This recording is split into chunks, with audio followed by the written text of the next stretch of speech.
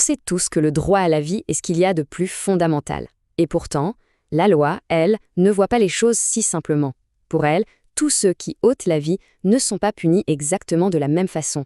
La vraie différence, ce n'est pas tant l'acte en lui-même que l'intention qui se cache derrière. Alors on en vient à la question clé.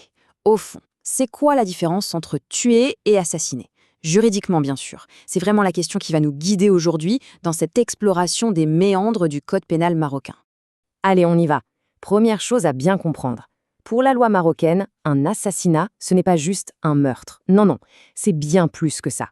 C'est une forme, disons, aggravée, avec des caractéristiques bien à elle. Et là, on touche au cœur du sujet. Ce qui est absolument crucial, c'est que la loi va s'intéresser avant tout à ce qui se passait dans la tête de l'auteur.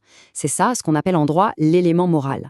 En gros, c'est l'intention qui compte, bien plus que le résultat final, pour déterminer la gravité du crime. Bon, avant de pouvoir parler d'assassinat, il faut qu'on pose les bases, un peu comme des fondations. On va donc regarder ensemble ce qui constitue n'importe quel homicide volontaire. Il y a deux piliers, deux éléments fondamentaux qui définissent un homicide intentionnel. D'un côté, l'élément légal. De l'autre, l'élément matériel. On va décortiquer ça tout de suite. Alors, l'élément légal, c'est quoi? Eh bien, c'est un principe de base en droit pénal, pas de crime sans loi.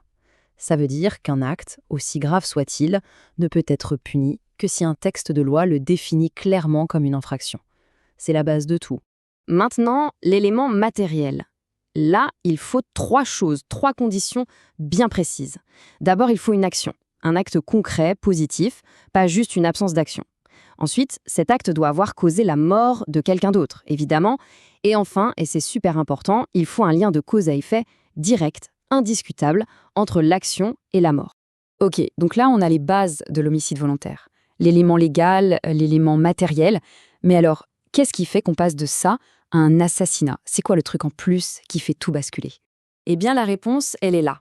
C'est ce fameux troisième élément, l'élément moral.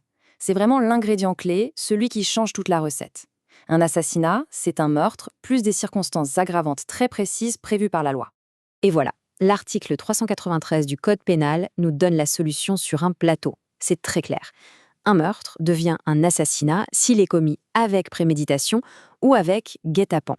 Voilà les deux fameux ingrédients qui changent tout. Bon, maintenant qu'on a les deux pistes, on va se concentrer sur la première. Mettons la préméditation sous la loupe, on va l'examiner en détail. L'article 394 nous explique exactement ce que c'est. En gros, la préméditation, c'est l'idée de tuer qui a été réfléchie et décidée avant de passer à l'action. C'est tout le contraire d'un coup de sang, d'une réaction impulsive. C'est un projet, un plan mûri. Pour qu'il y ait préméditation, il faut en fait deux choses. Il y a un aspect psychologique, la décision de tuer doit être prise à froid après réflexion, avec un esprit calme, et puis il y a l'aspect temporel. Il faut qu'un certain temps passe entre le moment où la décision est prise et le passage à l'acte. C'est ce mélange de sang-froid et de temps qui fait toute la différence. Ok, on a vu la préméditation. Passons maintenant au deuxième cas de figure qui transforme un meurtre en assassinat, le guet-apens, en d'autres termes, l'embuscade. Là aussi, la loi, via l'article 395, est très précise. Le guet-apens, c'est tout simplement le fait d'attendre sa victime. Dans un endroit ou même plusieurs, l'idée c'est de lui tendre un piège pour la tuer ou être violent avec elle. Et comme pour la préméditation, on retrouve deux composantes. D'abord, le temps. Il y a une période d'attente, peu importe si elle est courte ou longue. Et puis, l'espace. Le choix d'un ou plusieurs lieux précis. Le but étant bien sûr de surprendre la victime au moment opportun. On arrive au bout de notre analyse. On a toutes les pièces du puzzle maintenant. Il ne reste plus qu'à les assembler pour voir l'image finale, la formule de l'assassinat. Et la voilà, cette formule. C'est finalement assez simple. On prend un meurtre, avec ses éléments légaux et matériels qu'on a vus, on y ajoute soit de la préméditation, soit un guet-apens, et paf, on obtient un assassinat.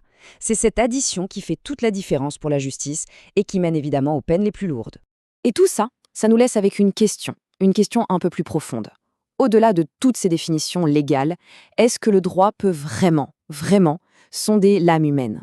Comment est-ce qu'on mesure la froideur d'une intention? Le calme derrière un plan macabre? C'est peut-être ça, finalement, le plus grand défi de la justice pénale.